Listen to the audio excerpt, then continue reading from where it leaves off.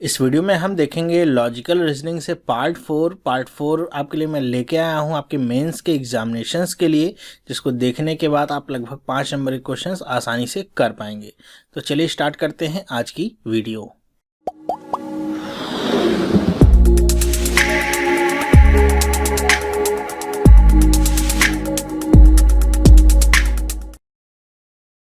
Hello, मेरा नाम है चंद्रहास। स्टडी स्मार्ट में आपका स्वागत है।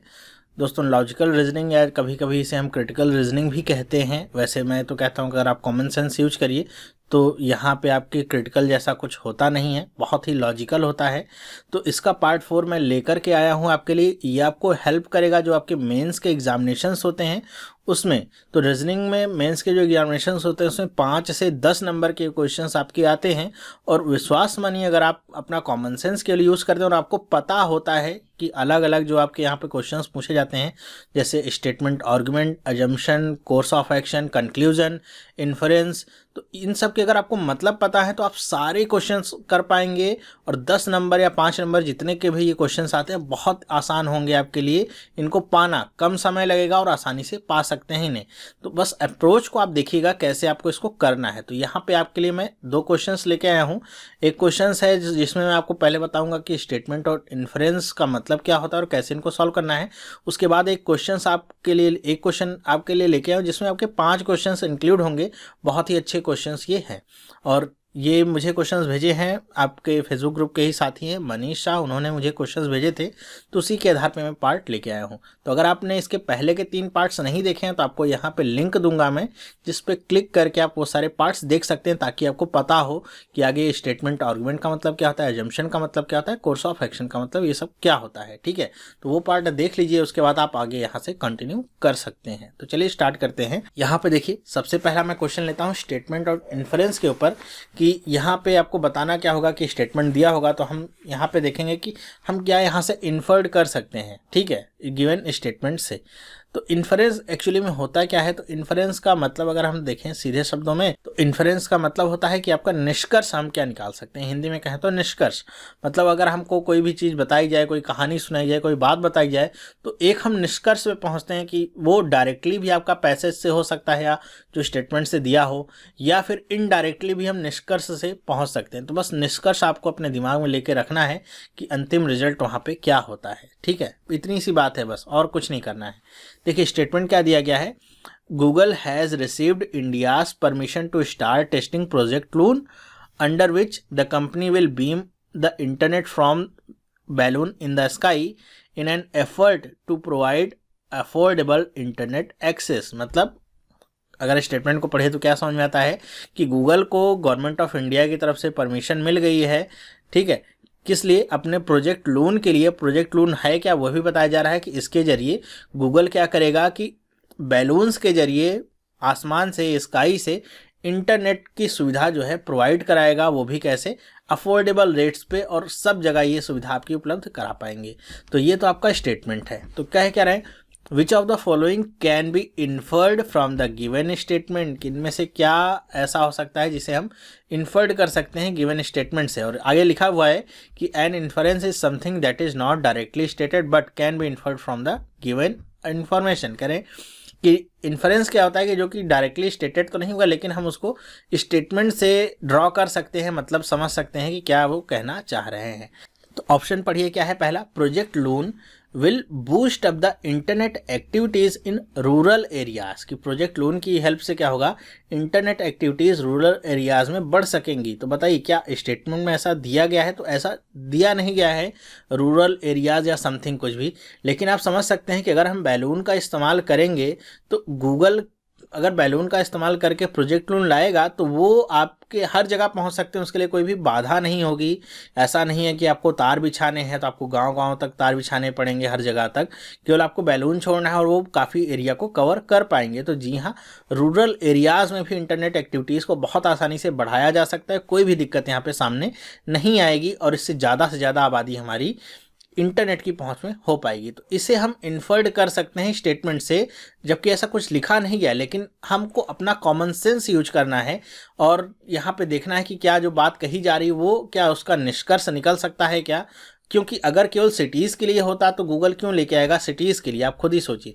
सिटीज़ में तो वैसे ही इतने सारे इंटरनेट यहाँ पे आपको अवेलेबल होते हैं, लेकिन प्रोजेक्ट लून की हेल्प से हम दूर दराज के इलाकों में, केवल आपको बैलून के थ्रू इंटरनेट पहुँचाना है तो दूर दराज के इलाकों में, पहाड़ी एरियाज़ में, रूरल एरियाज़ में, सब जगह पे आप इंटरनेट की सुविधा पहुँचा सकते हैं। तो ये तो हमको सही लग रहा है, लेकिन आगे ऑप्शंस को देखते हैं और देखते हैं क्या वो ऑप्शन गलत हैं या फिर वहाँ भी आपको कुछ देखने को हिंट मिलता है। फिर देखते हैं, the privacy of the end user of internet will be lost, कि यहाँ से क्या होगी कि प्राइवेसी जो भी यूज़र होगा इंटरनेट का उससे लॉस्ट होगी। तो बताइए यूज़र की प्राइवेसी यहाँ पे कैसे लॉस्ट होगी? आपको समझ में आता है, यहाँ पे ऐसा कुछ दिया गया है कि वहाँ पे स्पाई करने की कोशिश की जा रही, और अगर हम यही सोचेंगे तो हम सब लोग इंटरनेट का यूज़ करते ही हैं हमेशा और गूगल की सर्विसेज का ही यूज़ करते हैं। तो अगर गूगल को हमारी प्राइवेसी को भंग करना ही होगा तो वो तो कैसे भी कर सकता है, उसको लून लाने की ज़रूरत नहीं है, प्रोजेक्ट लून लाने की ज़रूरत नहीं है, हम सभी लोग करते ही हैं। तो ये जो आपका इन्फ्रेंस है क्या है, एकदम गलत है। सी वाला ऑप्शन देखिए क्या है, the project will give an opportunity to watch our country and capture sensitive information making India more vulnerable. तो यहाँ पे कह रहे हैं कि इस प्रोजेक्ट से क्या होगा कि हमारे देश की समझ लीजिए सुरक्षा के लिए कहा जा रहा है कि हमारे देश का ज़्यादातर पार्ट उस पर वॉच किया जा सकता है, कई दूसरे लोग वॉच कर सकते हैं, और इससे क्या होगा, इंडिया का खतरा बढ़ जाएगा। लेकिन आप खुद ही सोचिए, हमारे पास आज गूगल मैप उपलब्ध है, इतने सारे मैप्स उपलब्ध हैं, सैटेलाइट्स हैं दूसरे देशों के पास, तो प्रोजेक्ट लून से ऐसा कुछ खास इफेक्ट नहीं पड़ेगा जिससे और देशों के लोग यहाँ पे स्पाई कर पाएंगे। ना तो उसमें कैमरा लगा होगा, ना तो कुछ लगा होगा, वो केवल इंटरनेट सर्विस प्रोवाइड करने का काम करेगा। तो स्पाई वाला जैसा केस तो यहाँ पे है ही नहीं, ना तो अपने देश की सुरक्षा को खतरा होगा। तो ये भी आपका गलत है। आपको देखना है और सोचना है, खुद से ही पूछना है कि क्या ऐसा निष्कर्ष हो सकता है, क्या ऐसा कुछ बात कही जा रही है, नहीं तो गलत होगा। The company will be able to save lots of money through this project, कि कंपनी को इससे बहुत सारे पैसे बचाने में मदद मिलेगी। तो जाहिर सी बात है गलत ही है, इसमें कोई भी पैसे बचाने की बात नहीं होगी, क्योंकि गूगल तो इंटरनेट सर्विस प्रोवाइडर है नहीं, तो बल्कि वो और पैसा लगाएगा, खुद ही लगा रहा है। तो यहाँ पे पैसा बचाने जैसी कोई बात नहीं है, बल्कि हम अगर सर्विसेज प्रोवाइड करते हैं और प्रोजेक्ट लोन जैसा चीज़ें लाते हैं तो और हमको पैसा लगाना पड़ेगा, इन्वेस्ट करना पड़ेगा। तो यहाँ पे पैसे की कोई भी बात नहीं होती। और ई वाला ऑप्शन क्या है, नन ऑफ द एबव। तो यहाँ पे नन ऑफ द एबव, तो हम देखते क्या है कि हमको एक लॉजिकल आंसर मिलता है, एक निष्कर्ष मिलता है, वो क्या है, ए वाला है, कि इस प्रोजेक्ट को अगर हम लाते हैं तो इसका फ़ायदा क्या हो सकता है कि हम गांव में, दूर दराज के एरिया में, पहाड़ी एरियाज़ में सब जगह इंटरनेट की सुविधा को पहुंचा सकते हैं। तो ए ऑप्शन यहाँ पे क्या होगा, सही होगा। तो इन्फरेंस के केस में आपको ऐसे ही सोचना होगा कि डायरेक्टली लिखा नहीं होगा वहाँ पे कुछ भी, लेकिन आपको खुद से निर्णय लेना होगा कि यहाँ पे कौन सा आंसर ट्रू हो सकता है। ठीक है, लॉजिकली आपको सोचना होगा। और ध्यान रखिए, अपना जो पर्सनल पॉइंट ऑफ व्यू है वो हमको नहीं थोपना है। ठीक है, जो पर्सनल पॉइंट ऑफ व्यू है वो हमको नहीं थोपना है, जो कि न्यूट्रल रहते हुए आपको लगता है कि ये इसका निष्कर्ष हो सकता है, वही आपको आंसर देना होगा। और जब भी आप ऐसा करेंगे तो 99% केसेस में आपका आंसर क्या होगा, सही होगा। तो मेरे ख्याल से स्टेटमेंट ऑफ इन्फरेंस के ऊपर आप ये समझ गए होंगे कि इसको कैसे करना है। अब हम देखेंगे एक एग्जाम्पल, और उस एग्जाम्पल को लाने से पहले मैं आपको कहूँगा कि वहाँ पे बहुत बड़ा क्वेश्चन है, तो हो सकता है फॉन्ट आपको छोटा दिखेगा, तो आप वीडियो की क्वालिटी को बढ़ा लीजिएगा, वरना हो सकता है आपको दिखे नहीं सही या छोटा छोटा दिखेगा, तो फिर आप समझ नहीं पाएंगे। वैसे मैं कोशिश करूँगा कि इसकी PDF फाइल आपको अटैच कर दूँ, डिस्क्रिप्शन बॉक्स में दे दूँगा, जिससे आप क्वेश्चन को पढ़ पाएंगे, और जब मैं समझा रहा हूँगा तो वहाँ से देख देख के आप आसानी से समझ सकते हैं। चलिए देखते हैं। अब ये आपका क्या है, स्टेटमेंट है, और स्टेटमेंट के नीचे आपके इतने सारे ABCDEF करके एक्शंस लिखे गए हैं कि क्या क्या यहाँ पे हो सकता है। अब इसी के आधार पे आपके क्वेश्चंस बनते हैं। तो जो रेड कलर में ऊपर लिखा वो आपका स्टेटमेंट है, उसको पढ़ना है। फिर नीचे और जो आपको F तक ऑप्शंस दिए गए हैं उनको पढ़ना है, फिर उसके आधार पर आपको क्वेश्चंस को सॉल्व करना होगा। देखिए क्या करें हैं, the civic authority of city X has appealed that those who have come in contact with a patient suffering from the dreaded infectious swine flu disease be quarantined in their house, and appealed to the people to take precautionary action। कि civic authority है city X की, उसने appeal की है उन लोगों से कि जो लोग स्वाइन फ्लू से इन्फेक्टेड लोगों के या पेशेंट के कांटेक्ट में आ रहे हैं वो घर में ही रहें, और लोगों से अपील की जा रही है कि वो कुछ प्रिकॉशनरी एक्शन लें, मतलब बचाव है तो कुछ ना कुछ एक्शन लें। तो ये आपको स्टेटमेंट दिया गया है और इसके आधार पे आपको यहाँ पे ABCDEF तक आपको ऑप्शंस और दिए गए हैं, तो इनको भी आप पढ़ लीजिए। देखिए इसको आप पढ़ेंगे और इसको अगर आप पढ़ लेते हैं एक बार तो आपको बार बार पढ़ने की जरूरत नहीं पड़ेगी, आगे क्वेश्चंस जैसे फॉर्म होंगे उनको देखते हुए। तो ए ऑप्शन क्या यहाँ पे दिया गया है, nobody should be quarantine unless they are tested and found to be infected by the swine flu H1N1 virus. तो कह रहे हैं कि किसी आदमी को भी क्वारंटाइन मतलब घर में या अलग नहीं किया जा सकता है या घर में रखा नहीं जा सकता है जब तक कि टेस्ट नहीं किया जा सके कि कौन कौन से लोग स्वाइन फ्लू से इन्फेक्टेड हैं। ठीक है। बी क्या कहता है कि the local citizen group may respond to the appeal of the civic authority and will go for a test detecting such virus. कि जो सिटीजन का ग्रुप होगा, सिटी में रहने वाले जो लोग होंगे, वो जो सिविक अथॉरिटी की अपील है उस पर कुछ ना कुछ एक्शन लेंगे, रिस्पॉन्ड करेंगे और टेस्ट के लिए जाएंगे कि हाँ उनके पास ऐसा कोई वायरस तो है नहीं, उनके अंदर है नहीं, तो इसके टेस्ट के लिए वो जाएंगे। सी क्या कहता है कि swine flu virus is highly contagious allowing it to spread quickly from person to person. A simple sneeze may cause thousand of germs to spread through the air.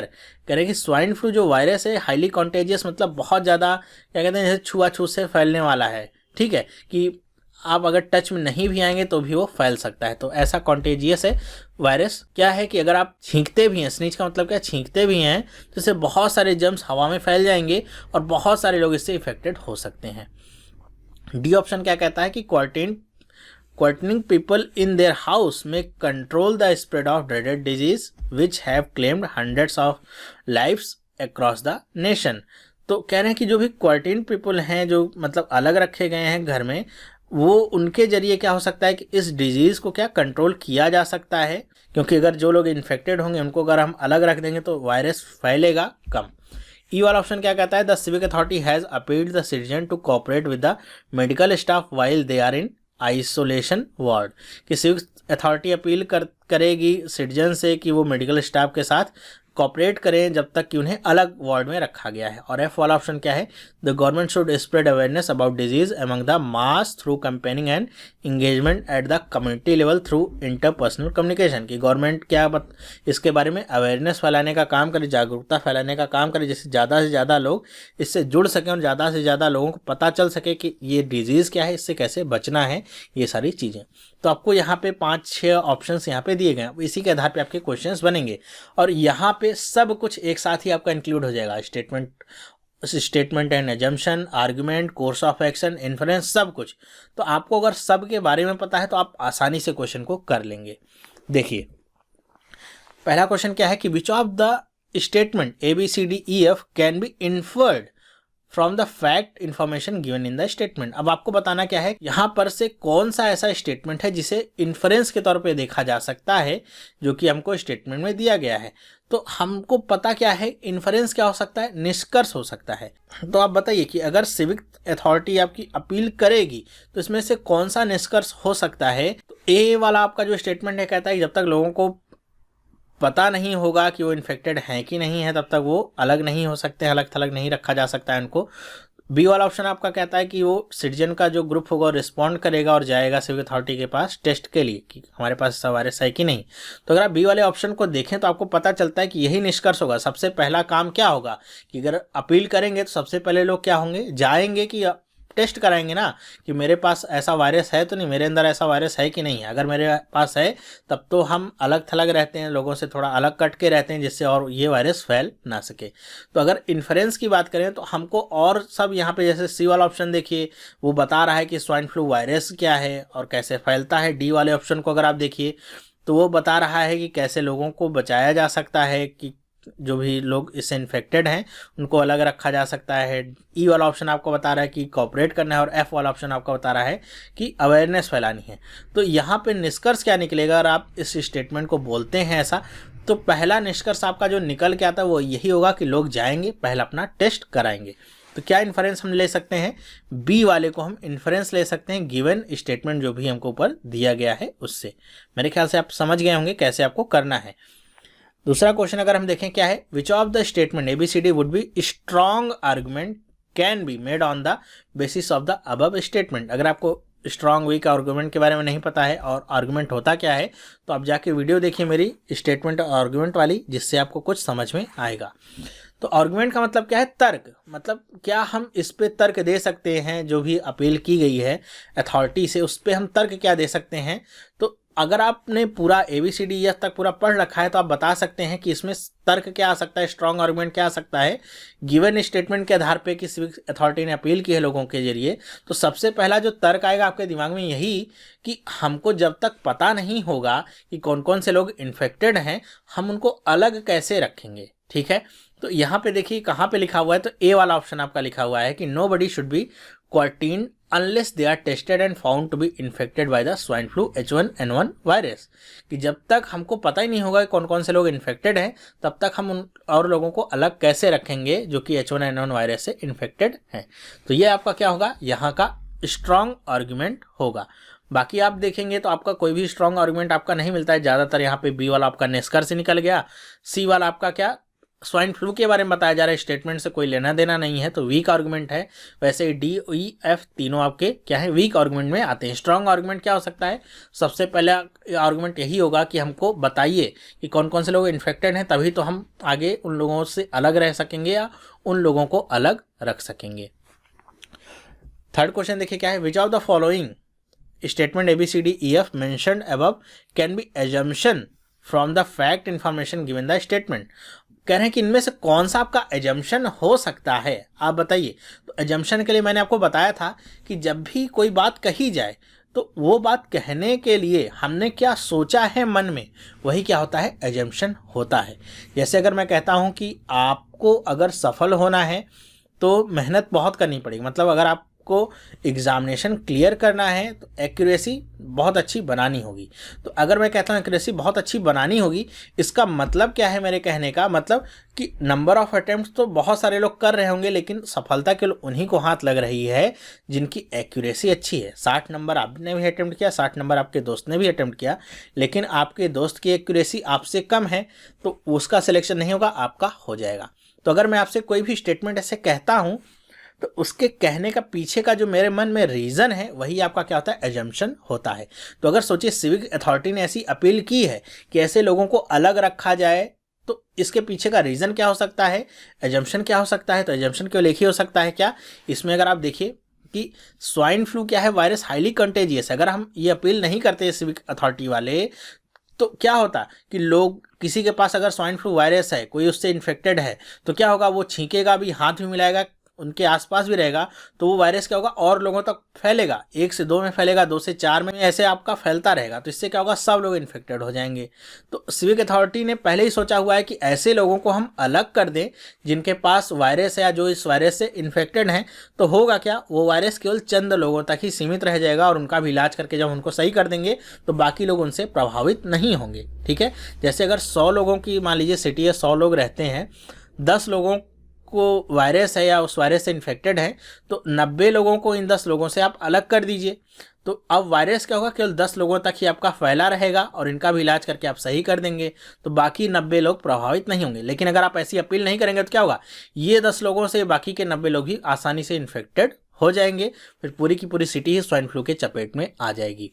तो कौन सा ऑप्शन सही होगा इसमें, सी वाला ऑप्शन आपका सही होगा कि स्वाइन फ्लू क्या है, एक हाईली कंटेजियस आपकी बीमारी है, वायरस है, और ये बहुत तेज़ी से पर्सन टू पर्सन फैलती है। ठीक है, कि छोटी सी आप छींक भी अगर लेते हैं तो बहुत सारे 1000 ऑफ जर्म्स एयर में पहुंच जाते हैं, फिर और कोई सांस लेगा तो वो वायरस उनके अंदर पहुंच जाएंगे, फिर उनसे आगे और लोगों तक पहुंचते रहेंगे।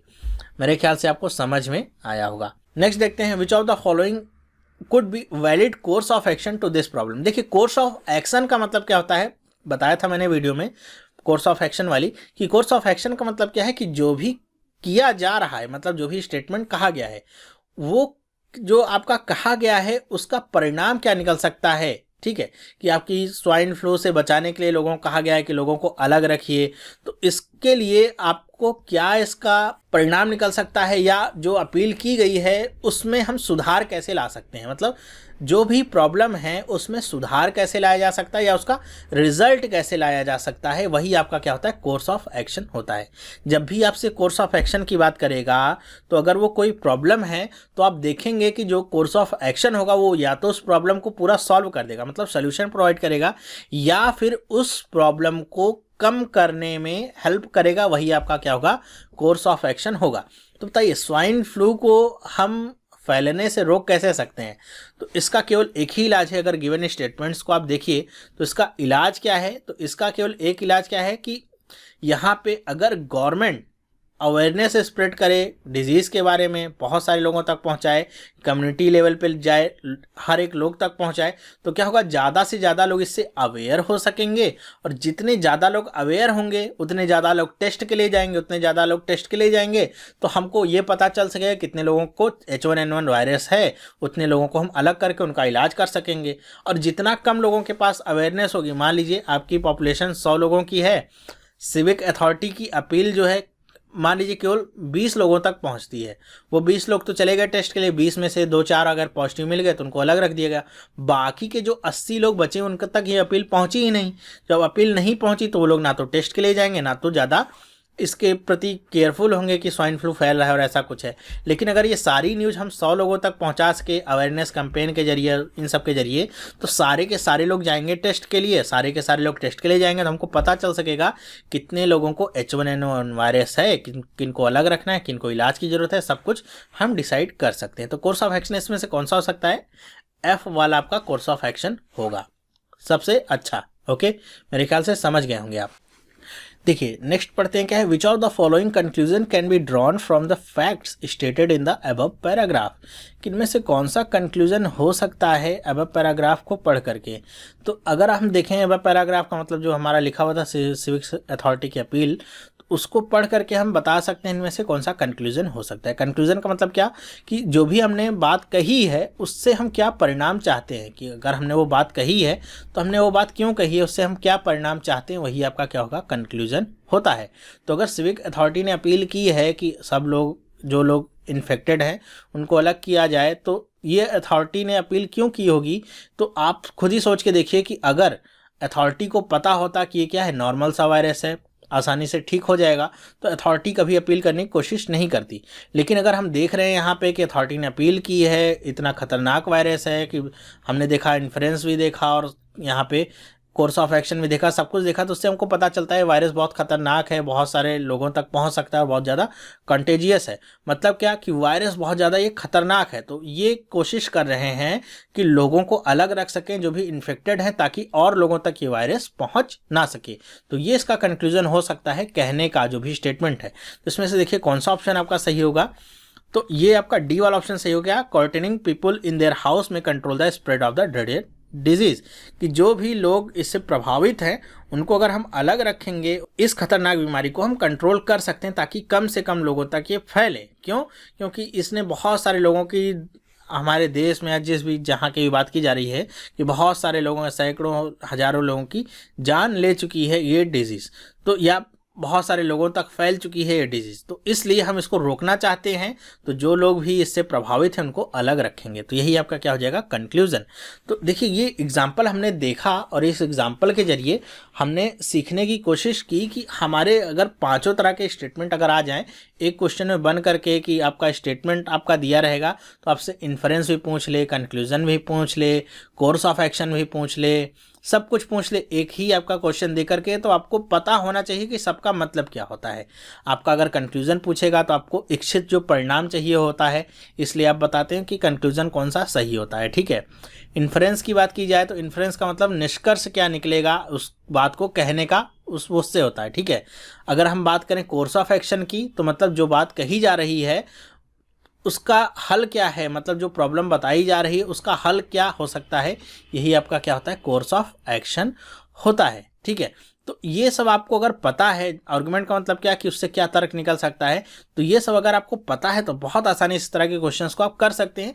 बहुत ज़्यादा टाइम नहीं लगेगा, जितना टाइम आपका पढ़ने में क्वेश्चन में लगा सकते हैं आप, केवल उतना ही टाइम लगता है, क्योंकि कॉमन सेंस बेस्ड होता है, जो कि हर एक व्यक्ति को सिखाया भी नहीं जा सकता है कि आपको कॉमन सेंस डेवलप कैसे करना है, या तो आपको खुद ही सीखना होता है। पढ़ पढ़ के इस तरह के क्वेश्चंस की प्रैक्टिस कर करके आप बहुत अच्छे से अपना कॉमन सेंस भी डेवलप कर सकते हैं। और यहाँ पे आपको देखना होता है कि आपको अपनी पर्सनल ओपिनियन कुछ भी अप्लाई नहीं करनी होती है, ठीक है। पर्सनल ओपिनियन आपको अप्लाई नहीं करनी होती है, जो भी सही हो, न्यूट्रल रहते हुए, वही आपको यहाँ पे बताना होता है। मेरे ख्याल से आपको समझ में भी आया होगा, और ये आपके मेंस के एग्जाम के लिए बहुत ज़्यादा इंपॉर्टेंट है। और अगर आपको वीडियो ये पसंद आया है तो आप मुझे कमेंट करके बताइएगा। मेरे पास इस तरह के और भी क्वेश्चंस हैं, तो मैं वो सारे क्वेश्चंस भी आप तक लाऊंगा ले करके, और आप देखेंगे कि 4 से 5 क्वेश्चंस आप इस तरह के अगर सॉल्व कर लेते हैं तो कोई भी क्वेश्चन आपसे पूछा जाए एग्जाम में, ये 5 से 10 नंबर आपके लगभग फिक्स हैं। ओके, 100% फिक्स हैं, कोई भी गलती नहीं होगी, आसानी से कर लेंगे। ओके, तो रीजनिंग के 5 से 10 नंबर के क्वेश्चंस आपके फिक्स हैं। सोचिए कितना ज़्यादा डिफरेंस ये ला सकता है आपके स्कोर में, मेंस के स्कोर में। तो वीडियो अगर आपको पसंद आया है तो इसे लाइक करिए, अपने दोस्तों के साथ भी इसे शेयर करिए। बहुत सारे लोगों को नहीं पता होता है कैसे इस तरह के क्वेश्चंस को करना होता है। देखिए, आंसर सबको पता होता है क्या आंसर करना है, किताब से देखेंगे, मैच कर करके आप आंसर लगा लेंगे, लेकिन यहाँ पे सोचना कैसे है ये मैं आपको सिखाने की कोशिश कर रहा हूँ। तो इस वीडियो में बस इतना ही। आपको वीडियो पसंद आया है तो आज ही इस चैनल को सब्सक्राइब करिए, जिससे इस तरह की जो वीडियोस हैं आपको मिलती रहेंगी। तो ये वीडियो देखने के लिए आपका बहुत बहुत धन्यवाद। अब हम मिलेंगे नेक्स्ट वीडियो में, तब तक के लिए have a nice day and bye.